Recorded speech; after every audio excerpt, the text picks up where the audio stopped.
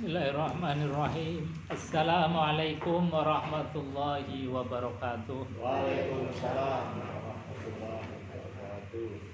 Bismillah, innal hamdalillah nahmaduhu wa nasta'inuhu wa nastaghfiruh wa na'udzu billahi min syururi anfusina wa sayyiati a'malina.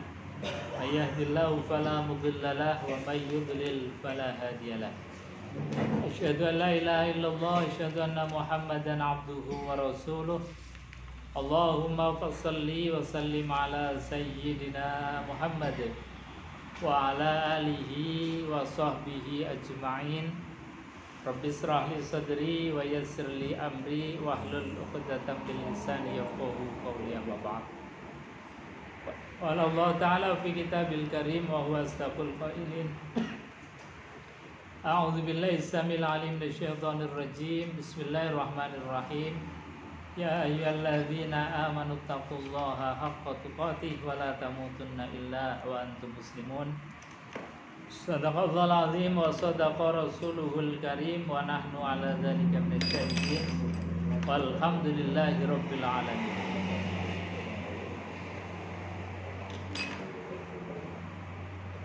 Bapak Ibu hadirin jamaah yang dimuliakan Allah Subhanahu wa taala. Kita lanjutkan kajian tafsir Al-Qur'an, sudah sampai ayat yang ke-44. Di dalam ayat yang ke-44 ini Allah sampaikan di akhir ujung ayat 44, Allah sampaikan afala ta'qilun. Apakah kalian semua itu enggak mempergunakan akal pikirannya? Ini saya awali ayat ini dari belakang, karena Allah sampaikan bahwa setiap apapun yang Allah berikan kepada kita itu ada konsekuensi logisnya, ada pertanggungjawabannya oleh Allah Subhanahu wa taala. Maka ketika kita diberikan oleh Allah Subhanahu wa taala akal, pikiran, dan termasuk hati, itu pasti akan dipertanggungjawabkan, akan dimintai tanggung jawab, dihisab oleh Allah Subhanahu wa taala. Makanya ketika kita masih bisa membedakan antara makan enak dengan makan yang enggak enak misalnya, atau bisa masih membedakan antara uang 1000-an dengan uang ratusan, kita masih bisa membedakan mana yang baik mana yang buruk, itu berarti akal kita itu masih normal atau masih berfungsi, masih bisa membedakan yang halal dan yang haram, yang baik dan yang buruk, mana yang enak, mana yang enggak enak. Berarti akal kita itu dimintai tanggung jawab, hisab oleh Allah Subhanahu wa taala. Nah, di antara yang Allah mintakan atau akan dihisab daripada akal pikiran kita adalah mempertimbangkan, mengukur, membedakan mana yang baik dan yang buruk. Nah, termasuk di dalam ayat ini Allah sampaikan ketika ada kebaikan dan kita tahu bahwa itu baik, kita tahu ilmunya tentang kebaikan itu, maka jangan kebaikan itu hanya untuk orang lain kemudian kita itu meninggalkannya. Nah, seringkali kita kadang-kadang tahu tentang hal yang baik, tapi kemudian hal yang baik itu tidak kita lakukan, tapi kita sampaikan kepada orang lain. Di dalam ayat ini khitabnya, awal daripada khitab pembicaraan ini, kontekstualnya adalah terhadap orang-orang kafir, termasuk kafir itu adalah ahli kitab. Jadi sebetulnya ayat ini kontekstualnya tidak terhadap kita, tidak terhadap orang muslim, tidak terhadap umat Rasulullah SAW. Tapi ini adalah konteksnya, yang diajak bicara adalah orang-orang non muslim. Allah sampaikan, atakmurunan nasa bil birri wa tansawna anfusakum. Atakmurunan nas, apakah kalian memerintahkan, menganjurkan annasa manusia bil birri dengan anjuran-anjuran kebaikan, watan sauna dan melupakan anfusakum, diri kalian sendiri. Jadi sekali lagi ayat ini khitobiahnya, jadi kontekstualnya yang diajak bicara itu adalah orang-orang ahlul kitab. Yang orang ahlul kitab zaman dulu yang diajak dialog dengan Quran itu adalah diantaranya ahlul kitab yang termasuk menuhankan Nabiullah Isa alaihissalatu wassalam, yang dianggapnya Isa itu adalah sebagai penerang untuk orang lain, tetapi untuk dirinya sendiri hancur. Digambarkan seperti lilin yang bisa menerangi sekitar, tapi untuk dirinya sendiri meleleh hancur. Maka di dalam konsep Islam gak boleh ada seperti itu. Bahkan menolak bahwasanya ketika kebenaran kita tahu, tidak boleh kebenaran itu kemudian hanya kita ajarkan kepada orang lain sementara diri kita sendiri hancur atau gelap. Nah, ini diantara tadi. Jadi khitobiah ayat ini, jangan kemudian ayat boleh sebagai tarbiyah pelajaran bagi kita, tapi kemudian tidak boleh untuk justifikasi. Misalnya ada orang yang sudah muslim, kemudian hanya karena sesuatu yang mungkin belum dikerjakan kemudian didalili dengan ayat ini, nggak pas. Jadi sekali lagi ayat ini kontekstualnya adalah ketika ada ahlul kitab yang salah satu pemahamannya adalah ketika misalnya Nabiullah Isa dianggapnya sebagai pemberi cahaya, sementara beliaunya sendiri kemudian meninggal di kayu salib, yang digambarkan seperti tadi. Ada lilin, yang lilin itu menerangi sekitar, dirinya sendiri hancur, tetapi dia bisa memberikan penerang orang lain. Nah, ini di dalam Al-Quran, di dalam ajaran Islam tidak diperkenankan seperti itu. Artinya apa? Ketika ada kebenaran, kebenaran itu harus menolong dirinya sendiri. Ketika kita paham, tahu, maka yang harus kita benarkan, yang harus kita bersihkan, kita luruskan adalah diri kita sendiri. Makanya Allah di dalam ayat yang lain itu sampaikan qu anfusakum wa ahlikum nar. Ini ayat yang populer. Perintahnya Allah ketika kita tahu tentang kebenaran adalah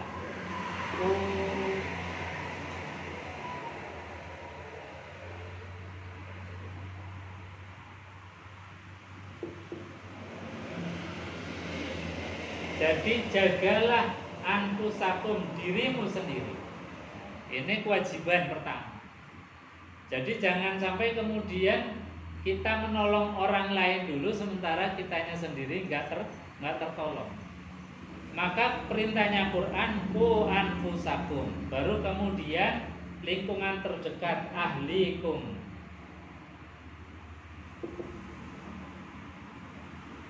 Nah, jadi jaga diri kita sendiri, kemudian baru menjaga ahli keluarga kita, orang-orang sekitar kita dari siksaan api neraka. Nah, ini yang benar atau yang diajarkan di dalam Islam. Jadi dalam Islam tidak dibenarkan adanya mengorbankan diri sendiri demi orang lain. Nah, ini dalam hal apapun. Jadi atakmurunan nasa bil bir. Apakah kalian itu memerintahkan manusia bil birri dengan kebaikan wa tansawna anfusakum, tetapi melupakan diri kalian sendiri. Ayat-ayat semacam ini mengingatkan itu banyak sekali. Misalnya di dalam surat Jum'ah itu juga Allah kasih gambaran. Kasih gambaran juga khitabnya masih terhadap orang-orang kafir. Kata Allah, matalul ladzina hummilut taurat tsumma lam yahmiluha. Itu dalam surat Jum'ah ada. Matalul ladzina hummilut taurat. Allah kasih perumpamaan gambaran. Alladzina hummilut taurat, orang-orang yang membawa kitab Taurat. Membawa di sini ya, yang dimaksud adalah dia paham Taurat, dia mungkin mengajarkan Taurat, jadi paham persis tentang kitab Taurat, Zabur dan Injil. Alladzina hummilut Taurat tsumma lam yahmiluha, tetapi dia tidak melakukan apa yang diajarkan Taurat. Kamatsalil ladzi himar, itu gambarannya kata Allah Subhanahu wa taala seperti himar yang punggungnya itu terisi penuh dengan kitab-kitab. Jadi himar yang membawa kitab. Kalau dulu itu kan kitab-kitab itu diangkut dengan kendaraan himar atau onta atau kuda. Jadi gambarannya orang yang tahu kitab tapi enggak melakukan, enggak mengamalkan apa itu isi kitab, itu gambarannya kamatsalil himari yahmilu asfaro, seperti himar yang bawa kitab yang tidak punya manfaat apa-apa. Nah, itu gambaran daripada orang-orang yang diberikan ilmu tetapi dia sendiri kemudian tidak melakukan. Nah, Bapak Ibu hadirin jamaah yang dimuliakan Allah Subhanahu wa taala. Meskipun ayat ini khitabiyahnya awal itu adalah untuk orang-orang ahli kitab kafir, tapi ini juga menjadi peringatan kita. Artinya ya kita diingatkan oleh Allah bahwasanya ketika kita tahu tentang satu ilmu kemudian tidak melakukan, barangkali bisa masuk ke dalam kategori ayat ini. Meskipun tadi ayat ini sebetulnya khitabiyahnya terhadap ahlu kitab atau orang-orang kafir, karena mereka tahu persis dan mengajarkan tapi dia tidak melakukannya sendiri. Watan sauna anfusakum, mereka melupakan dirinya sendiri. Ini yang di dalam Islam itu tidak boleh. Maka ketika kita tahu tentang kebenaran tadi, kita dahulukan dulu diri kita. Kita sudah melakukan, kemudian kita ajak-ajak orang lain, kita sosialisasikan, kita dakwahkan. Itu baru yang dimaui oleh Al-Quran. Allah menginginkan bahwa kita itu selamat dan juga orang lain selamat. Jadi dalam ayat ini disebutkan wa antum tatslunal kitab, dan kalian semua membaca Alkitab. Ini sangat jelas bahwasanya khitabiyah atau yang diajak bicara itu adalah orang-orang ahli kitab. Bapak Ibu hadirin jamaah yang dimuliakan Allah Subhanahu wa taala. Lalu apa pelajaran yang kita bisa ambil di dalam ayat ini? Satu, di dalam kita mendapatkan hidayah atau ketika kita mendapatkan ilmu, maka konsekuensi dari ilmu itu wajib kemudian kita amalkan dulu, meskipun kita belum bisa istiqomah. Misalnya ketika kita tahu tentang tahajud, maka tahajud itu kita lakukan meskipun mungkin hanya sekali dua kali, artinya sudah pernah itu. Jangan kemudian kita sampaikan kepada orang lain sementara kita belum pernah melakukannya sendiri. Ini diantara yang dimaksud dengan atamurun nasa bil birri. Ustaz, gimana kalau misalnya ada perkara-perkara yang memang kita tahu tapi belum mungkin kita lakukan, misalnya tentang hari kiamat atau tentang kematian. Yang kita itu tahu tentang ilmunya dan kita pasti kan belum pernah melakukannya. Nah, yang seperti itu tidak kemudian masuk dalam kategori yang ini. Jadi apa-apa yang menjadi syariat, misalnya tadi kita tahajud atau duha atau sedekah dan lain sebagainya, itu kitanya dulu yang memulai, kitanya dulu yang kemudian pernah atau memulai atau kita mencontohkan dan sebagainya. Jangan sampai kemudian kita masuk dalam khitab atamuruna nasa bil birri wa tansawna anfusakum. Ini diantara hal yang dimintai pertanggungjawaban oleh Allah. Allah sampaikan di dalam akhir ayat ini, afala ta'qilun, apakah kalian tidak memikirkan?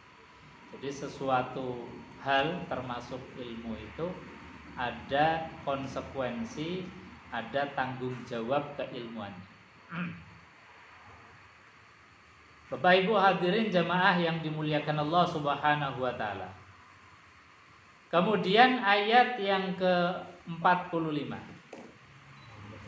Wasta'inu bis-sabri was-shalah wa innaha lakabiratun illa 'alal khashi'in. Ini masih ada munasabah atau sambungannya dengan ayat yang ke-43. Kalau 43 itu satu amr, perintah dari Allah, wa aqimus shalah wa atuz zakah. Dirikanlah salat.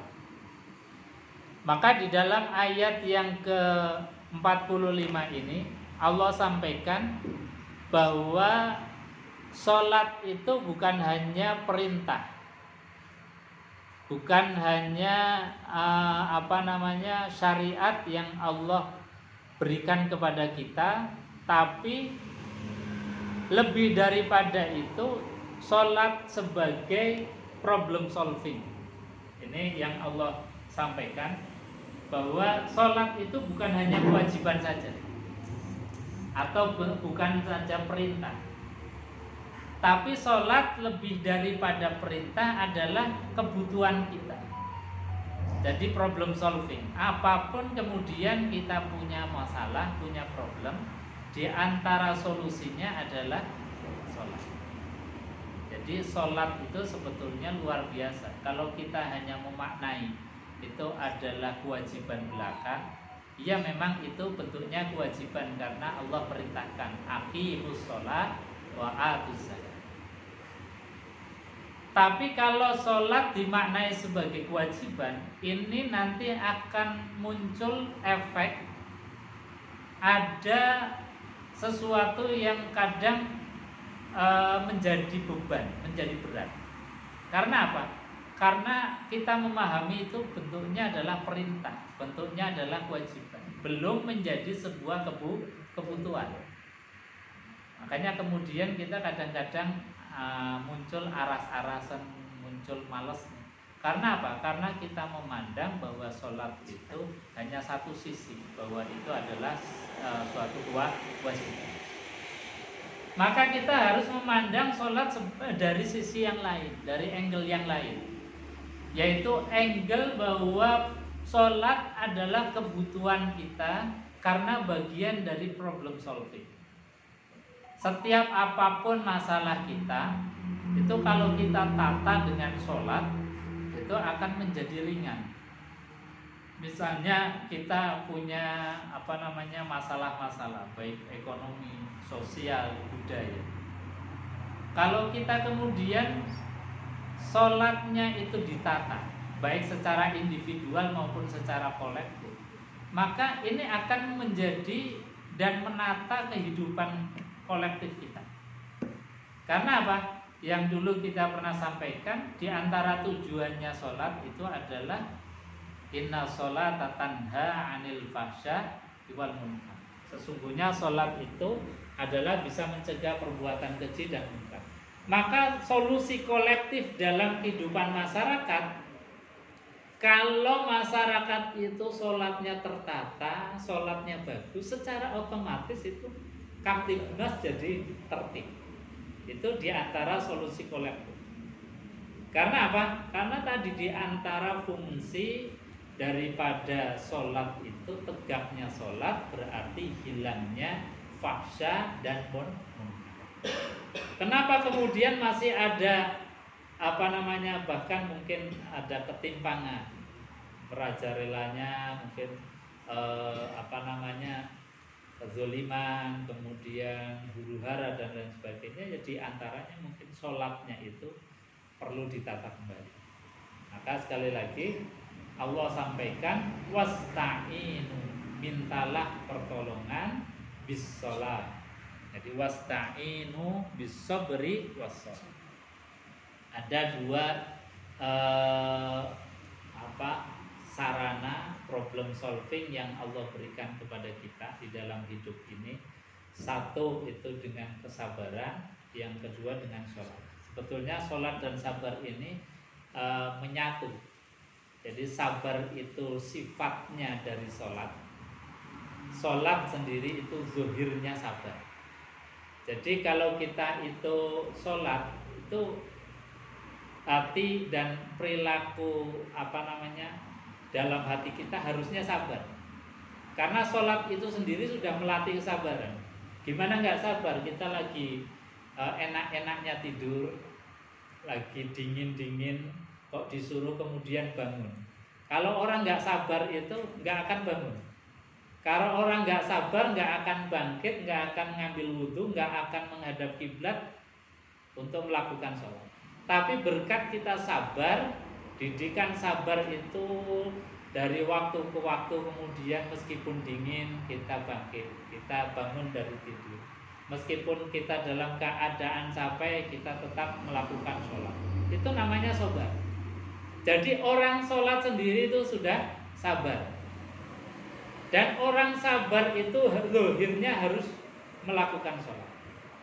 Ini dua-duanya bisabri wassalah adalah di antara problem solving, solusi yang Allah berikan untuk kita.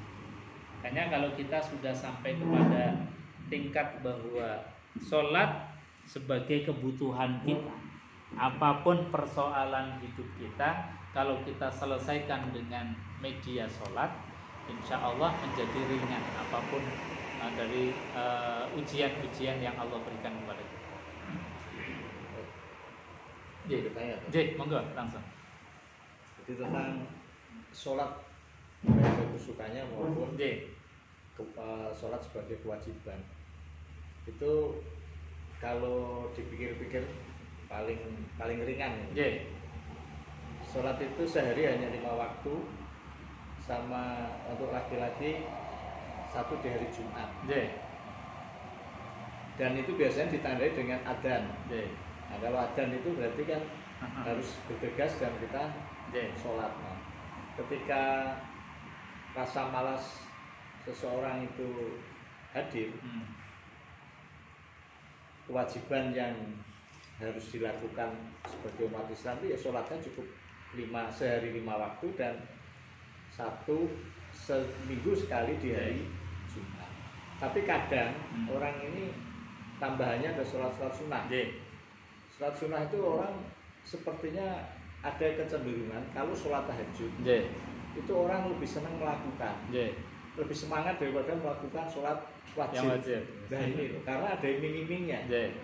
Dan ini kira-kira untuk menyemangatkan bahwa kita ya sholat wajib itu ya wajib, rasanya senang tapi juga khusyuk, maupun sholat sunnah sendiri yang dilakukan juga khusyuk. Nah ini kira-kira namanya gimana ini? Caranya itu. Terima kasih. Jadi di dalam pemahaman dalam fikih tidak ada ibadah yang mengalahi sholat wajib 5 waktu. Meskipun itu tahajud, meskipun itu apapun tidak ada yang mengalahi. Iya. Jadi sholat yang paling utama ya sholat wajib. Minimal ini. Iya. Sholat yang paling utama itu sholat wajib. Nah, meskipun sholat tahajud, sholat apa itu diberikan motivasi iming-iming yang banyak, tidak bisa mengalahkan daripada sholat wajib. Artinya apa? kalau kemudian kita mengejar sunnah kemudian yang wajib itu ditinggalkan, itu keliru besar. Bahkan para sahabat, ada sahabat yang bertanya kepada Rasulullah, wahai Rasulullah, adakah yang wajib selain sholat 5 waktu itu? Maka dijawab tidak ada. Yang lain itu tatawwu, sunnah. Maka beliau kemudian, saya demi Allah, demi zat yang saya berada di dalam genggamannya, saya akan hanya menjalankan sholat 5 waktu, tidak menambahkan, tidak mengurangkan. Maka apa jawab Rasulullah? Kamu wajib, bagimu adalah surga. Artinya apa? Orang yang menjaga 5 waktu saja tanpa usah melakukan tambahan embel-embel aja, itu sudah jaminan surga. Kadang kita kebalik, yang 5 waktu masih bolong-bolong, tetapi kemudian ngejarnya sunnah yang punya prestis. Misalnya tahajud atau duha, yang digambarkan itu punya prestis, punya pahala yang tinggi. Itu salah besar. Jadi kalau kita itu menjaga 5 waktu saja tanpa adanya yang bolong, itu sudah luar biasa. Itu sudah luar biasa. Meskipun kita tidak melakukan sunnah-sunnah yang lain, meskipun tidak. Dan satu sunnah yang istimewa seperti tahajud pun tidak bisa nambeli satu kewajiban. Tidak bisa nambeli kewajiban. Kalau kewajiban ya harus ditambeli dengan yang wajib, dengan cara qadha dan sebagainya. Jadi misalnya seperti sering saya sampaikan, kalau kita pas lagi sakit kemudian sholat ditinggalkan, itu kita ingat harus diqadha, bukan ditambeli dengan tahajud ataupun sunnah yang lain. Enggak matching, karena sama-sama enggak levelnya gitu. Levelnya wajib dengan levelnya sunnah itu tidak sama. Makanya sahabat tadi hanya menyatakan kepada Rasulullah hanya akan melakukan sholat wajib saja. Itu saja sudah kemudian Nabi mengatakan bahwa kamu adalah wajib bagimu surga. Ini di dalam menjaga etika sholat wajib. Jadi betul-betul kita punya mindset wajib itu tidak boleh ditinggalkan dalam keadaan apapun. Jadi sunnah tidak akan bisa melebihi mengalahkan daripada yang wajib. Jadi caranya gimana untuk memunculkan tadi? Ya tadi kita jadikan sholat yang wajib itu sebagai ista'inu bis-sabri was-shalah. Jadi sebagai sarana problem solving kita dan juga sarana mendekatkan diri kita kepada Allah. Jadi satu, sholat itu kalau dalam makna ayat yang kemarin sebagai kewajiban karena bentuknya perintah, wa aqimus shalah. Kalau dalam ayat ini salat itu dijadikan sebagai tadi problem solving. Dan ada juga di dalam ayat tentang Isra dan Mi'raj bahwa salat itu adalah mi'rajul mukminin. Ini yang tertinggi sebetulnya. Nilai daripada salat adalah talaki atau perjumpaan kita, mi'rajnya kita dengan Allah Subhanahu wa taala. Dan ini sebetulnya puncak daripada ketinggian sholat. Kalau kita sudah bisa merasakan sholat ini mi'raj, ini sudah nikmat, tinggal nikmati saja. Dan pasti akan ada kerinduan.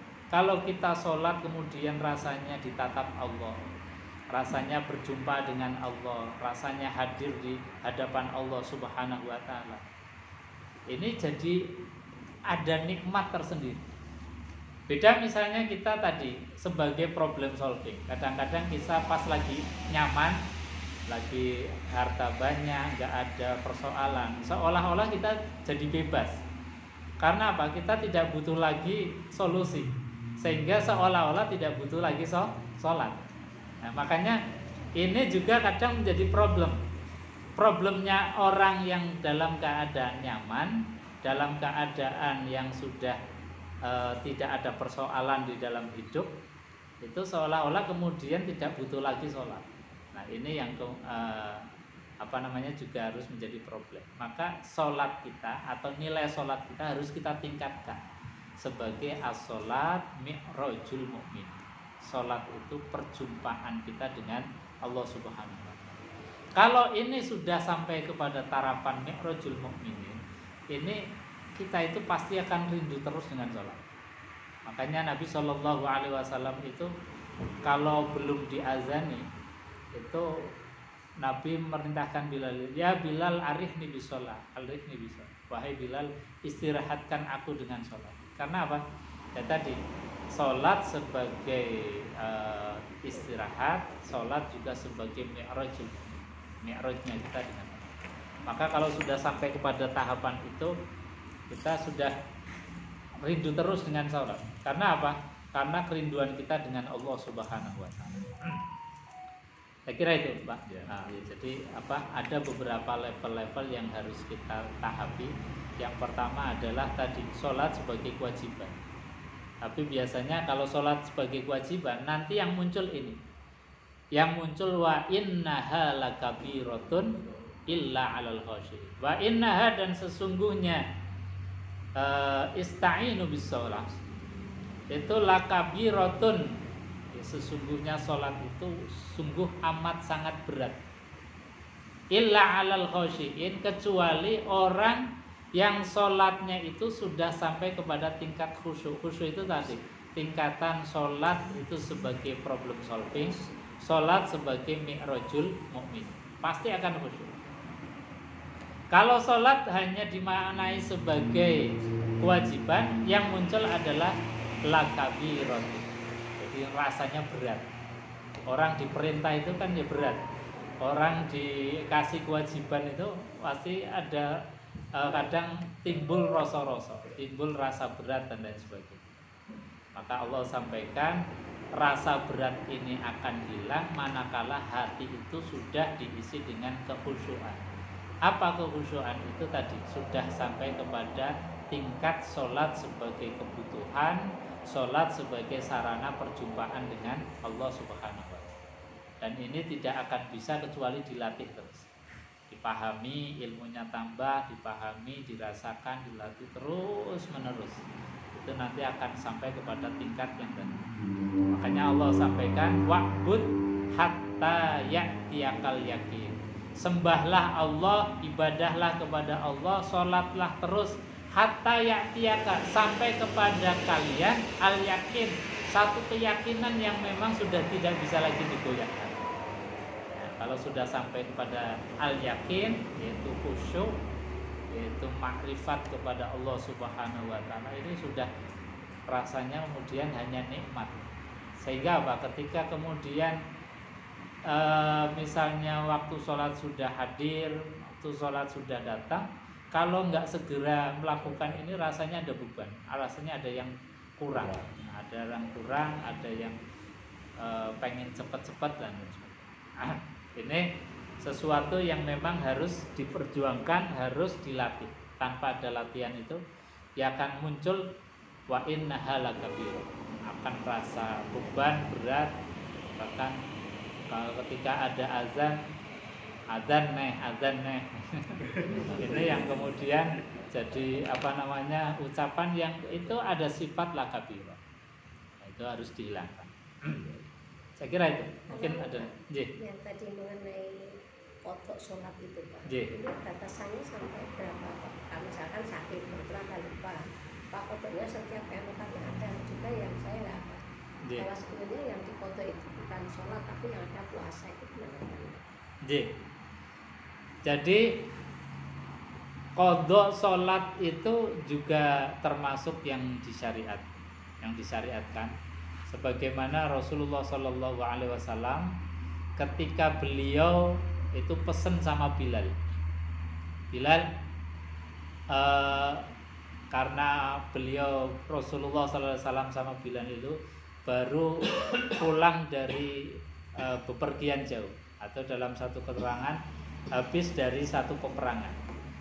Kemudian Nabi Shallallahu Alaihi Wasallam memerintahkan Bilal, kamu tidur dulu biar saya yang terjaga, karena waktunya sudah mepet mau subuh gitu.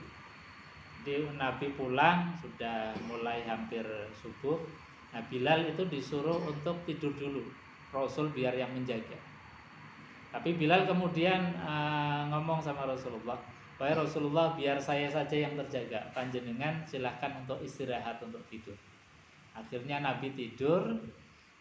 Tahu-tahu Bilal itu nggak sadar tidur juga. Jadi Bilal ikut tertidur juga. Sampai kemudian matahari itu sudah meninggi. Sudah meninggi. Kemudian beliau bangun dan kaget karena sudah siang. Maka beliau mengatakan, "Wahai Bilal, kenapa engkau ikut tidur?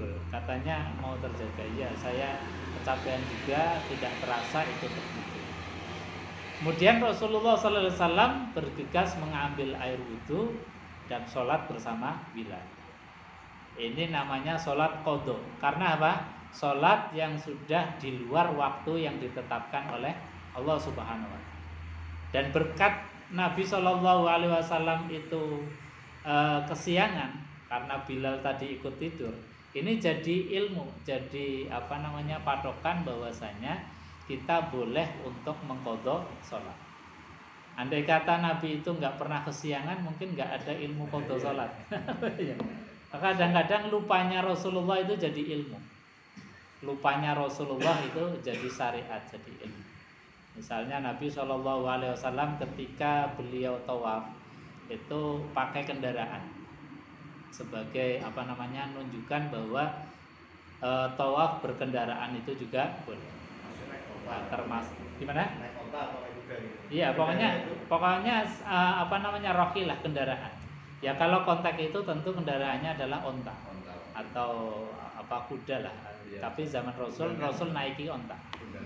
Artinya apa? Bahwa ketika tawaf itu dalam keadaan menaiki kendaraan, itu berarti dibolehkan.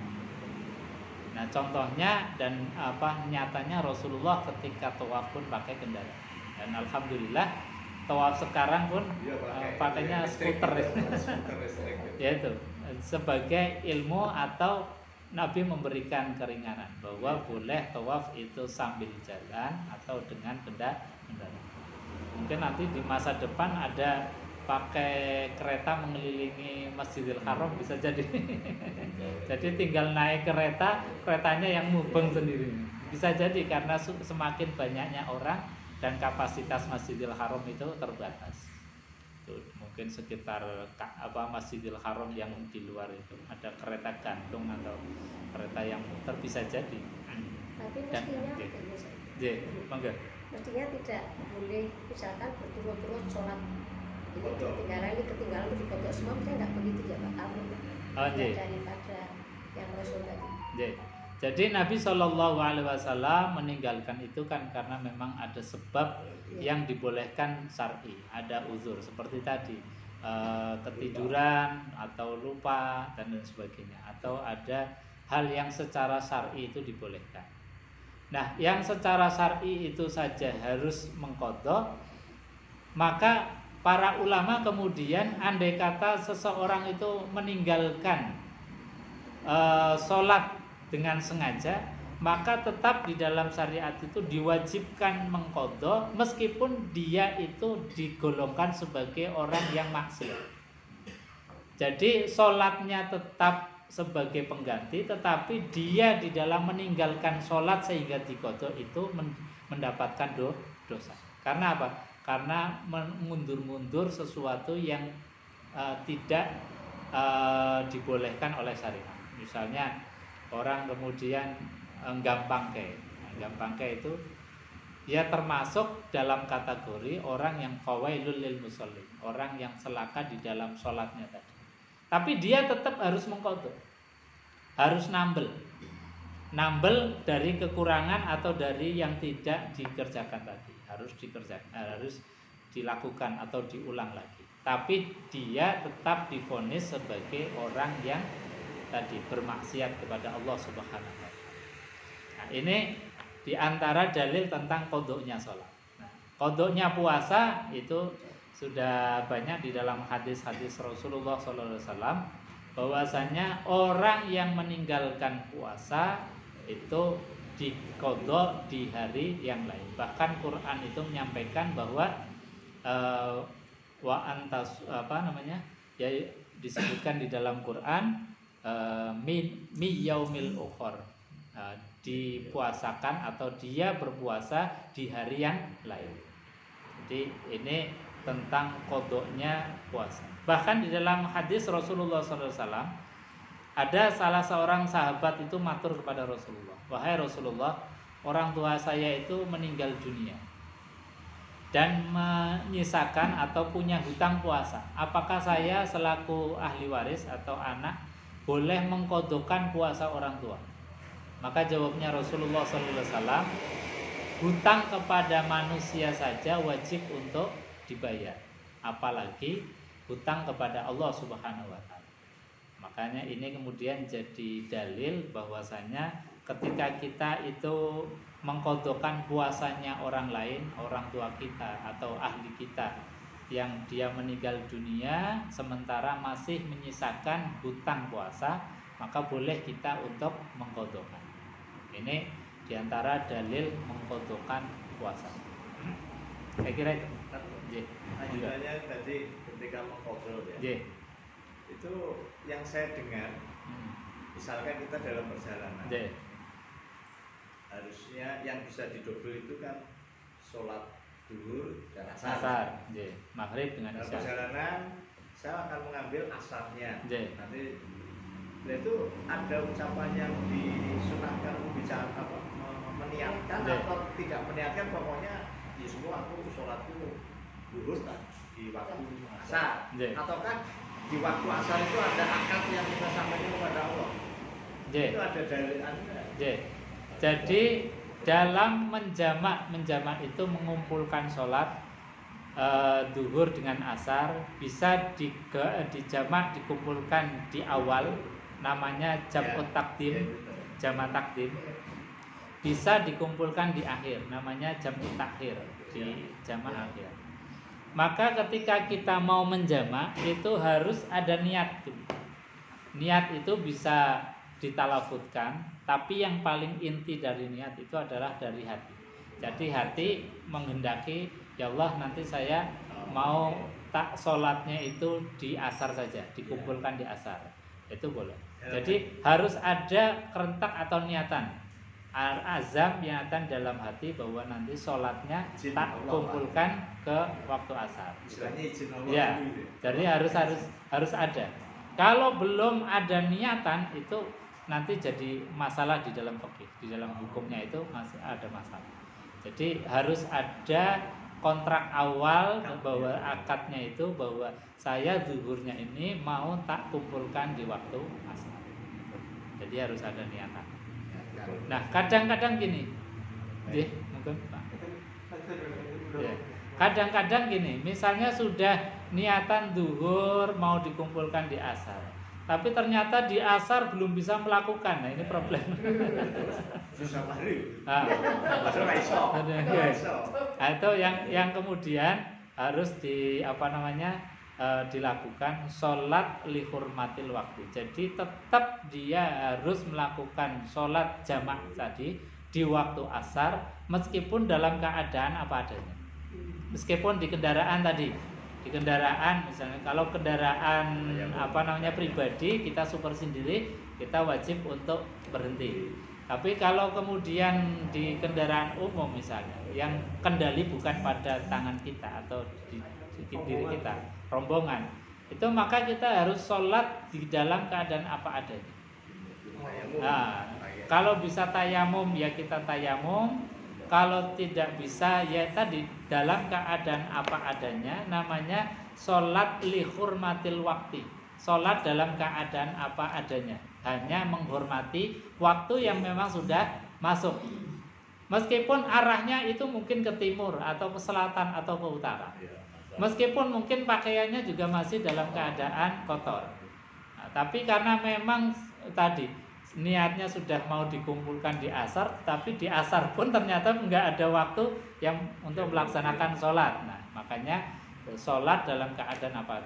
Jadi sambil duduk, pokoknya kalau mau dikosor itu dirampingkan jadi 2 rakaat, nggak apa-apa dikosor. Sholat dalam keadaan apa adanya tadi. Nah kemudian nanti setelah sampai di tempat dan bisa melakukan, kita itu sholat menjamak sholat tadi. Diulang, iya di waktu masih. Jadi ketika kita paling bisa melakukan ya secepatnya. Jadi zuhur, asar, kemudian kita qodhokan tadi. Itu namanya sholat qodho. Kenapa diqodho? Karena tadi sholat yang tadi kita lakukan itu belum memenuhi standar syaratnya. Syaratnya kan tadi harus wudhu, ternyata nggak bisa wudhu. Tapi kalau sudah tayamum, syaratnya harus menghadap kiblat, nggak bisa menghadap kiblat. Syaratnya mungkin pakaian kita masih kotor karena syaratnya harus suci. Maka tadi sholat dalam keadaan apa adanya. Nanti setelah kita mendapatkan kesempurnaan syarat, baru kemudian kita mengqodho. Walaupun sudah lewat waktu dong. Ya, itu namanya qodho. Makanya boleh meskipun sudah lewat waktunya. Namanya sholat qodho. Karena sholat Kan tadi sampaikan masalah zuhur, niatnya di zuhur.